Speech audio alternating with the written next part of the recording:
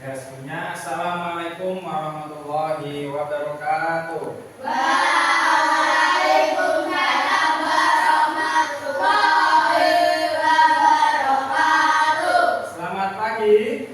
Pagi, luar biasa. Gimana hari ini kabarnya? Masih semangat? Kami ingin mengecek semangat kalian. Tepuk semangat.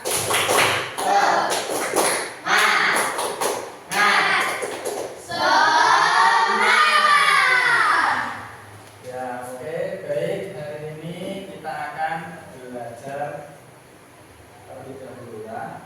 Nah, sebelum pembelajaran, mari kita berdoa terlebih dahulu ya. Mari, ketua kelasnya di sini siapa? Ya, jadi silakan dipimpin. Berdoa mulai. Berdoa selesai. Ya, semoga dengan doa kita nanti dilancarkan dalam pembelajaran, ya, mendapatkan ilmu yang bermanfaat dan barokah. Nah, di sini ada yang tidak masuk? Husnul sama. Nah, kita doakan semoga besok bisa sembuh dan bisa mengikuti pembelajaran lagi ya. Nah, baik. Untuk hari ini kita nanti akan belajar tentang berpikir komputasional. Nah, dengan belajar komputasional nanti kalian akan mengetahui prinsip-prinsip yang ada di pemikiran atau pembelajaran komputasional ya. Nah, nanti di situ diharapkan kalian mengetahui 4 prinsip. Setelah itu kalian bisa mengamalkannya dalam bentuk keseharian ya. Nah, ada yang tahu berpikir komputasional itu apa? Ada yang tahu? Belum ada yang tahu? Nah, contohnya coba Andi tanya, kalau kalian mau menggosok gigi, nah itu pasti ada apa? Langkah-langkahnya, ya kan? Nah, seperti itu berarti kalian sudah menjalankan berpikir komputasional. Karena apa? Karena kalian sudah berpikir caranya menggosok gigi. Mulai misal, pertama dari apa? Mengasih apa? Odor ke sikat gigi. Nah, setelah itu apa? Digosokkan ke gigi dari kanan ke kiri, dari atas ke bawah, terus sampingnya lagi, ya kan? Nah, itu adalah salah satu bentuk kalian sudah melakukan berpikir komputasional. Nah, jadi yang disebut berpikir komputasional itu adalah menyelesaikan permasalahan yang besar menjadi yang kecil, ya. Atau permasalahan yang besar nanti kita bisa menyelesaikan dengan solusi-solusi yang baik atau yang lebih rinci, lebih mudah, ya. Nah, itu adalah pengertian berpikir komputasional. Nah, untuk 4 prinsipnya, nah ini nanti kalau coba kalian dengarkan penjelasannya di video ya.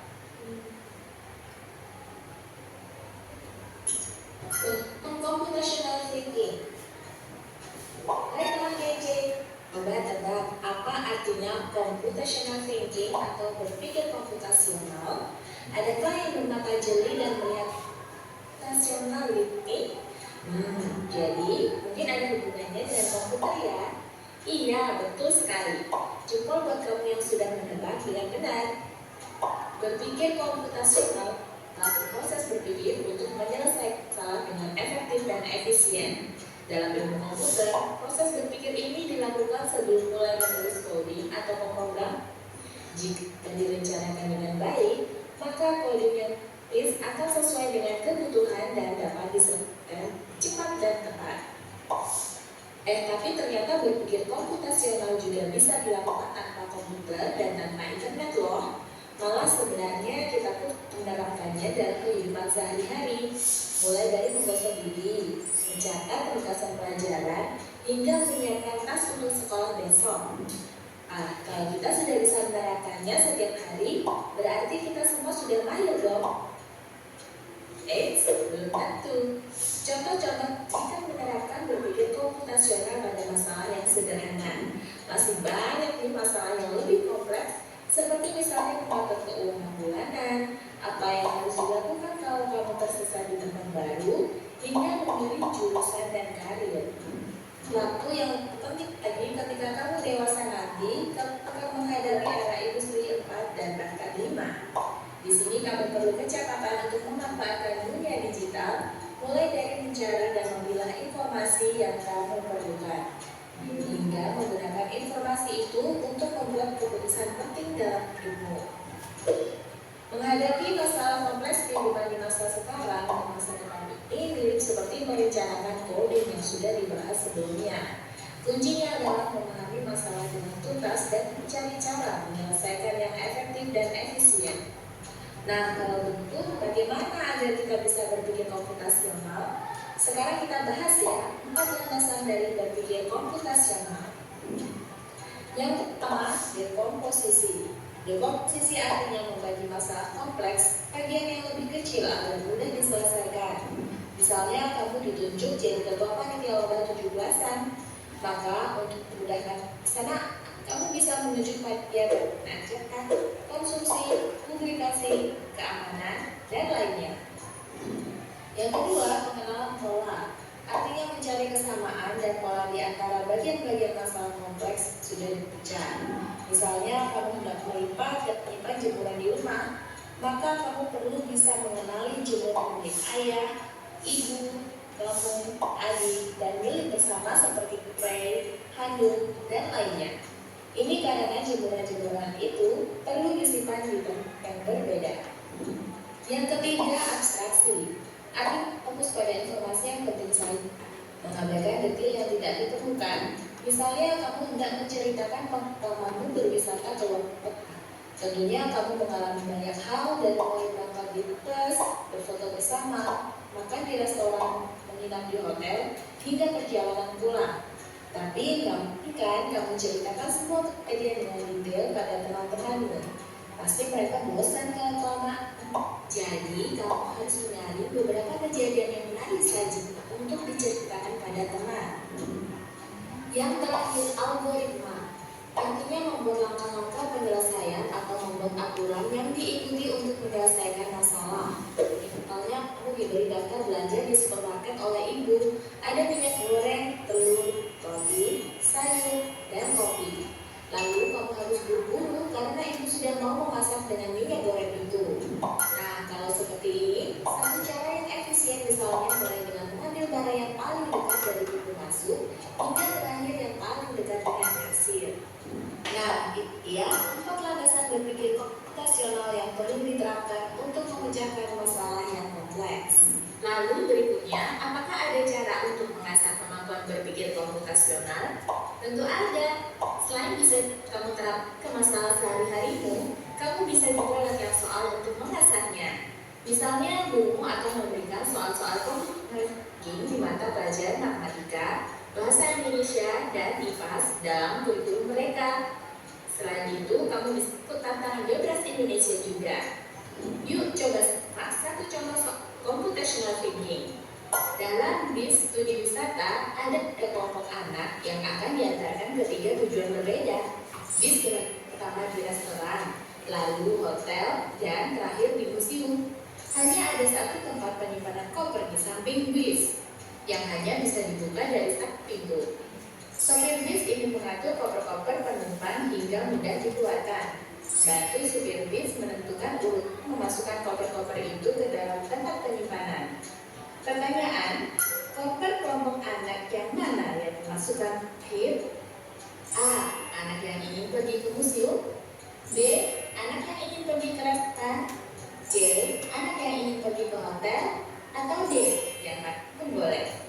Soal ini diadaptasi dari challenge.bebas.org. Kalau kamu tahu, coba ya dijawab di kolom komentar. Kejar ilmu, raih cita.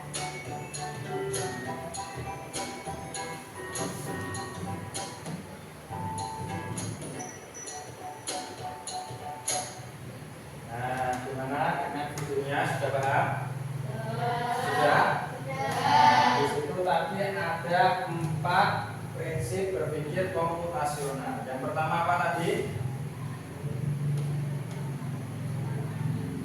Apa? Ada yang masih ingat? Kelompok. Yang kedua apa? Pengenalan pola. Yang ketiga abstrak apa? Abstraksi. Dan yang keempat adalah algoritma. Ya. Nah, coba sekarang tadi ini biar kalian tambah semangat ya. Kita eksperimen sebentar ya. Coba nanti kalau Pak Andi bilang siang berarti kalian tepuk 1 kali. Kalau sore berarti tepuk 2 kali. Kalau malam berarti 3 kali. Kalau pagi berarti 3 bunyi. Atau kalian bilang apa? Iya, ya. Siap? Coba kita tes dulu. Siang. Sing semangat toh. Ayo. Siang. Malam. Sore. Pagi. Ini 3 fokus ya. Ya berarti diulang lagi biar kalian berpikirnya lebih fokus ya. Yo, 1, 2, 3. Pagi. Yang ya sama tadi ya itu kan. Nah, berarti masih tepuk tangan, berarti tidak berpikir atau kurang konsentrasi. Nah, oke, sekarang kita nanti akan belajar yang pertama dulu yaitu dekomposisi ya. Nah, di situ tadi adalah memecahkan suatu masalah yang besar menjadi rinci atau lebih efisien. Di situ tadi contohnya adalah misal contoh kalian ditugaskan untuk menghandle kegiatan upacara. Nah, di situ kalian hanya disuruh bertanggung upacara. Berarti di situ di dalamnya ada peralatannya, terus kegiatannya apa saja, terus siapa saja yang bertugas, ya kan? Nah, berarti dari masalah kalian ditugaskan untuk apa? Menjadi seksi upacara. Berarti kalian harus berpikir, oh iya, upacara itu ada yang pengibarnya, ya kan? Terus ada apa lagi? Petugasnya apa lagi selain mengibar bendera? Ada apa lagi? Pemimpin upacara, ya betul sekali. Terus ada apa lagi? Apa? Apa? Oh iya, Dirjen untuk menyanyikan lah. Terus ada apa lagi? Ada apa lagi? Ada yang membacakan susunan acara atau upacara itu ya. Nah, berarti kalian harus berpikir secara jernih. Oh, berarti upacara. Berarti saya harus menyiapkan langkah-langkahnya. Terus saya menyiapkan orang-orangnya yang bertanggung jawab. Nah, makanya itu kalian bisa berpikir komputasional itu adalah menjadikan suatu masalah yang besar menjadikan permasalahan yang rinci atau efisien, ya. Nah, tuh sampai di sini paham? Oke. Biar kalian lebih paham, ini silahkan nanti dikerjakan secara berkelompok. Di sini ada LKPD tentang dekomposisi memahami. Kalau dikerjakan secara kelompok, dibaca petunjuknya dulu, dipahami, setelah itu baru dikerjakan.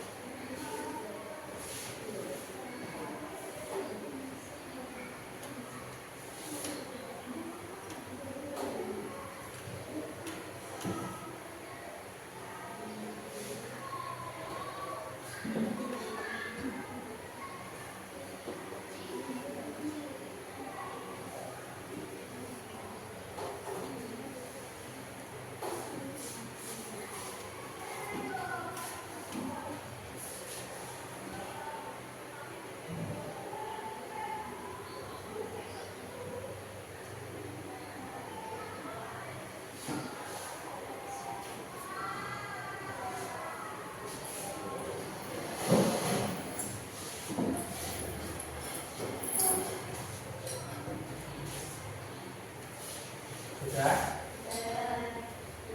Belum? Wah, Heri.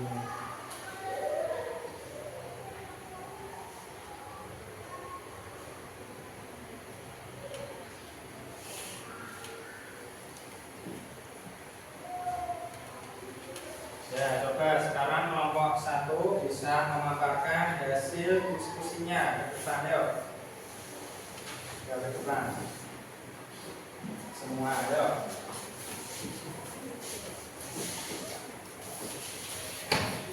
Nah, yang lain di mana? Ini. Dibaca yang keras. Di sini tentang apa?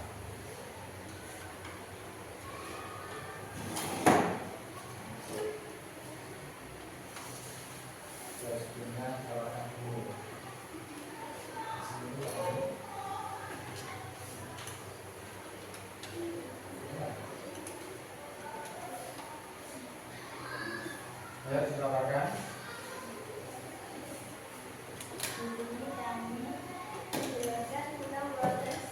Tentang proses apa? Pembuatan nasi goreng. Ya. Nah, pembuatannya yang pertama apa? Dibaca. Yang pertama, ya, menyiapkan bahannya. Terus yang kedua, ya, memanaskan minyak goreng. Terus tumis bumbunya. Terus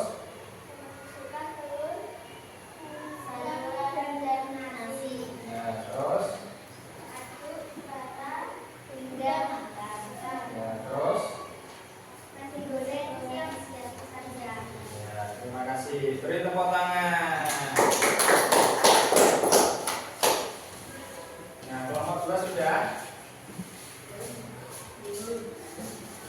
Nah, berarti kalian sudah bisa berpikir komputasional. Karena apa? Kalian sudah bisa memecahkan gimana caranya membuat nasi goreng. Nah, itu nanti bisa diimplementasikan, bisa dilaksanakan di rumah. Itu adalah salah satu contohnya. Nah, nanti bisa dikaitkan dengan pembelajaran yang lainnya atau kegiatan di rumah, ya. Nah, ya. Terus tadi kita belajar tentang apa? Berpikir komputasional. Nah, tadi berpikir komputasional itu apa? Berpikir memecahkan suatu masalah. Nah, contohnya tadi apa? Apa? Membuat nasi goreng. Terus apa lagi? Apa? Cara menggosok gigi. Nah, itu adalah salah satu contoh dari berpikir komputasional. Nah, sampai di sini paham? Nah, ya. Alhamdulillah pembelajaran kita hari ini telah selesai. Jangan lupa untuk tugas-tugasnya dikerjakan di rumah, ya. Nah, sebelum mengakhiri pembelajaran hari ini, kita berdoa terlebih dahulu. Silakan buat dibimbing.